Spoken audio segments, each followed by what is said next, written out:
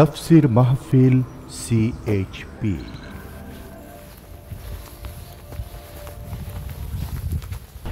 ইমাম আবু হানিফার নাম শুনছো না তোমরা? শুনছো? আমাদের ইমাম কে? ইমাম আবু হানিফা রহমতুল্লাহ আলাইহ। তার সাথে একবার এক নাস্তিকের ঝগড়া হয়েছিল।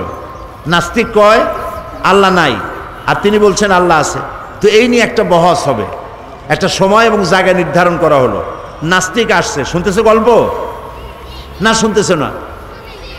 তো নাস্তিক সময় মতো এসে গেছে। ঝগড়াটা হবে কার সাথে? ইমাম। তিনি আসেন নাই। প্রায় 2 ঘন্টা পরে তিনি এসে হাজির হয়েছে। নাস্তিক বলছে আপনার সাথে ঝগড়াই করব না, আপনি সময়ের যার কাছে দাম নাই তার সাথে আমি কি বহস করব। তখন তিনি বললেন দেখো আমি আসতে পারলাম না কেন সেটা শোনো। তো কাজে বলেন কেন আসতে পারেন নাই? তিনি বললেন যে দেখো, ইমাম আবু হানিফা বলছেন যে দেখো আমি বাড়ি থেকে তোমার এই জায়গায় আসতে গিয়ে পথে একটা নদী আছে, নদীর পাড়ে আসে দেখি যে আমি যে পার হব তা কোনো নৌকো টৌকা কিচ্ছু নাই। তা আমি কি করি, সেখানে দাঁড়াইছি অসহায়ের মতো, যাবো কেমনে। হঠাৎ দেখি কি যে আমার সামনে একটা বিচি ফাটিয়া একটা গাছ হয়ে গেল। গাছটা আস্তে আস্তে বড় হয়ে গেল, দেখি না দাগ গাছটা এরকম মোটা হয়ে গেল। ওই থেকে একটা করাতায় সে নিচে কষাকষি করলো, গাছটা পড়ে গেল, ফটাফট তক্তা বেরিয়ে গেল, চটাচট লোহা লাগলো, আর একটা নৌকা হয়ে পড়ে গেল নদীর মধ্যে। আমি তাই পাড়ি দিয়ে তাড়াতাড়ি আসলাম। ওই যা দেরি হয়েছে নৌকাটা হইতে, গাছটা বড় হইতে, তাই দেরি হয়ে গেল। নাস্তিক কয় যে আপনি মাথা খারাপ, আপনার সাথে আমি কোনো বহসই করতে চাই না। কয় আমার মাথা খারাপ কেন? কয় যে বিনা মিস্ত্রি একটা গাছ কি ফট করে বড় হইতে পারে? আর যাও বড় হইল, বিনা মিস্ত্রিতে কি গাছ কাটা যায়? বিনা মিস্ত্রি কি তক্তা হয়? বিনা মিস্ত্রিতে কি এই তক্তায় লোহা লাগিয়া তা কি নৌকা হইতে পারে? একটা মাথা খারাপ আপনি।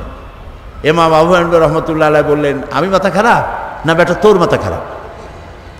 বিনা মিস্ত্রিতে যদি সাধারণ ছোট্ট একটা নৌকা না হইতে পারে, একটা গাছ ফাড়িয়ে ছিঁড়ে তক্তা না হইতে পারে, এই বিশাল আকাশটা বিনা মিস্ত্রিতে তৈরি হয়েছে, এই দুনিয়া বিনা মিস্ত্রিতে তৈরি হয়েছে, তুমি আর আমি বিনা মিস্ত্রিতে তৈরি হয়েছি, এইটা কি বিশ্বাস করা যায়? মাথা খারাপ তো তোমার।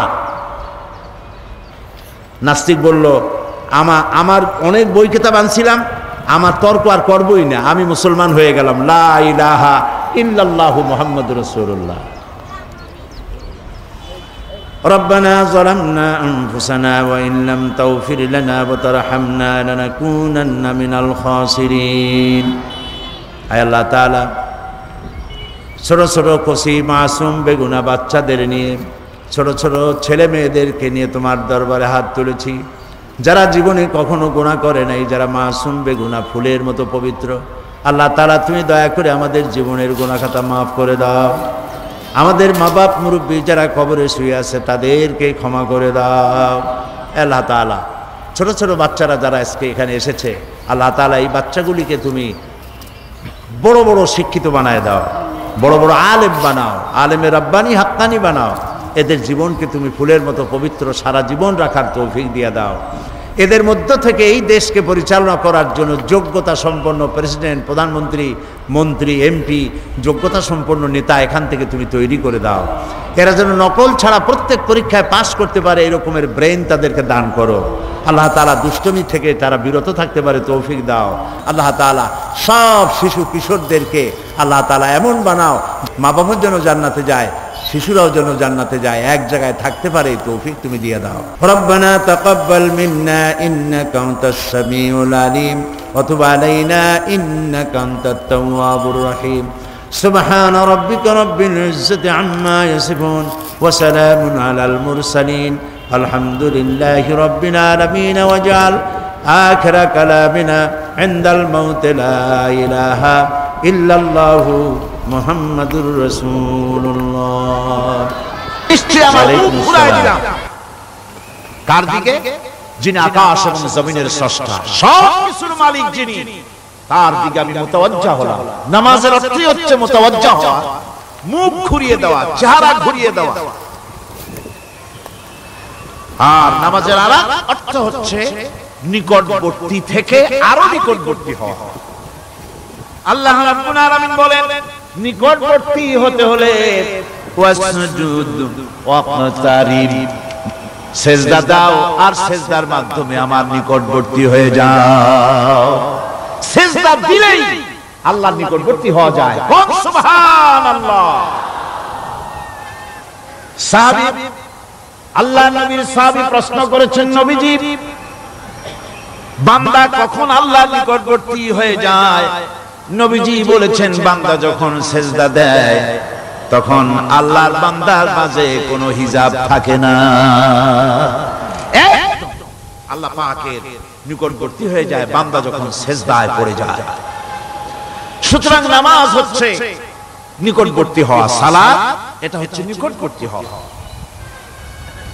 নামাজ ফরজ হওয়ার কারণ হচ্ছে এই যে মানুষ আল্লাহর বান্দা বা গোলাম হিসেবে সৃষ্টি হয়েছে, তাই একমুখী হয়ে এর বন্দিগি করা এটা হচ্ছে তার স্বাভাবিক একটা প্রকৃতি। আল্লাহ রাব্বুল আলামিন এই প্রকৃতি দাবি মিটাবার জন্যই নামাজের ব্যবস্থা করেছেন। মানুষের ফিতরাত, মানুষের নেচার, মানুষের ফিতরাত হচ্ছে এই যে কারো না কারো কাছে মাথা নত করা, হাত জোড় করা, মাথা নত করা, সার্বভৌমত্বের মালিক কাউকে মনে করা, হাত জোড় করতে হলে, মাথা নত করতে হলে, সার্বভৌমত্বের মালিক হিসেবে কাউকে গ্রহণ করতে হলে আল্লাহর বিকল্প কেউ আছে নাকি? ইসলামের মূল দাওয়াতটা হলো ফিতরাত অনুযায়ী দাওয়াত দেওয়া হয়েছে, মানুষ যেন মাথা নত করে, গোলামি করে। এজন্য আল্লাহ রাব্বুল আলামিন বলেছেন যে আমি মানুষ এবং জিনকে সৃষ্টি করেছি, তার কারণটাই হলো মা খালাকতুল জিন্না ওয়াল ইনসা ইল্লা লিয়াবুদুন। বিজ্ঞানের কথার সাথে কোরআন শরীফের যদি কন্ট্রাডিকশন হয় তাহলে কার কথা মানবেন, বিজ্ঞান না আল্লাহ? জোরে বলেন, বিজ্ঞান না আল্লাহ? বিজ্ঞান বলছে, কোন সময় বলে পৃথিবী ঘোরে, কেউ বলে সূর্য ঘোরে, কেউ কয় আমরাও ঘুরি। এখন আসলে ঘোরে কে? ফয়সালা কার কাছ থেকে নেবেন? আল্লাহ রাব্বুল আলামিন কোরআন শরীফের ভিতরে বলেছেন, লাশ-শামসু ইয়ামবাগি লাহা আন তুদরিকাল কামারা ওয়ালাল লাইলু সাবিকুন নাহার ওয়া কুল্লুন ফি ফালাকি ইয়াসবাহুন। প্রবল জ্ঞানী হইবে যাহারা, আপন মনেতে বুঝিবে তাহারা, রাত্রি পারে না আগে যাইবার, দিনের স্থান করি অধিকার।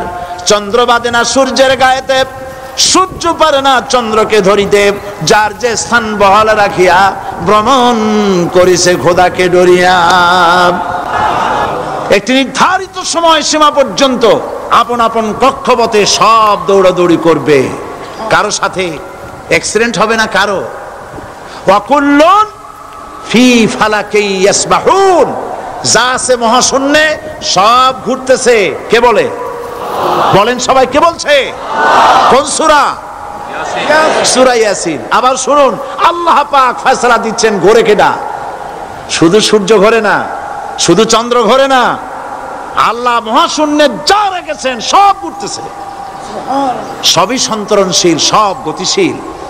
সুতরাং ফয়সালা তো আল্লাহর কাছ থেকে নিতে হবে। পৃথিবী সৃষ্টি করেছেন।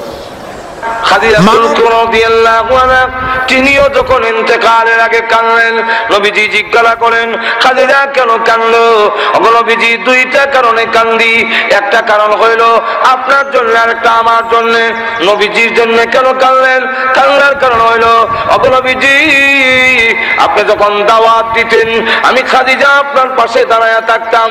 ওই কুরাইশরা আপনার গায়ে আক্রমণ করতে পারত না, সাহস পেত না, যেহেতু আমি খাদিজা আছি। খাদিজা ধনাঢ্য মহিলা, কুরাইশের মধ্যে সম্মানিত মহিলা, ওনার কারণে সাহস পায় না হামলা করার জন্য। নবীজি, আমি পৃথিবী থেকে বিদায় হয়ে গেলে আপনার পাশে কে দাঁড়াবে? এই জন্য কান্দি। এমনি ছোট্ট মেয়ে ডাক দিয়ে বলে, মাগো, এই ছোট্ট মেয়ের নাম হলো ফাতেমা। তিনি ডাক দিয়ে বলে, আম্মা কান্দেন না, আপনি পৃথিবী থেকে বিদায় হয়ে গেলে এখন থেকে ওয়াদা দিলাম আমি ফাতেমা আমার আব্বার পাশে দাঁড়ায়া থাকবো। টিকে থেকে গিয়েছে ইতিহাসে প্রমাণিত আল্লাহর নবী যখন দাওয়াত দিতেন পিছনে কাপড়ের মধ্যে ধরা থাকতো, কোমরের মধ্যে ধরতেন ছোট্ট একটা মেয়ে, এই মেয়ের নাম হলো ফাতেমা। নবীজি ফাতেমা রাদিয়াল্লাহু আনহা ওয়াদা দিয়েছেন ধরে রাখবেন। তখন হযরত খাদিজা বলেন 2 নম্বর কারণটা হলো আমা, নবীজি আমি আপনার কাছ থেকে একটা ওয়াদা নিতে চাই, আপনার ব্যবহারে একটা কাপড় আমার কাপড়ের ভিতরে দিবেননি। কেন? ও নবীজি ভয় লাগে, কবরের কোন সামান আমার নাই। নবীজি কবরে যাওয়ার পরে কবর যখন চাপ দিবে আমার হাড়গুলো ভেঙে যাবে, এই জন্য কান্দি। আপনারা বলেছেন কবরে চাপ দিবে, হাড্ডিগুলো ভেঙে যাবে। আপনার ব্যবহারের একটা কাপড় মুবারক যদি আমার কাপড়ের ভিতরে দেন, তাহলে আমি খাদিজা মনে করি আপনার ব্যবহারের কাপড় যদি আমার কাপড়ের ভিতরে থাকে গো, কবর আমাকে চাপ দিয়ে হাড়গুলো ভাঙতে পারবে না। কবরের আযাব যে হবে এর মধ্যে কোনো সন্দেহ আসেনি। আরো জোরে কোন আল্লাহর নবী বলেন কবরের আযাব থেকে যদি কেউ রেহাই পেত, আমার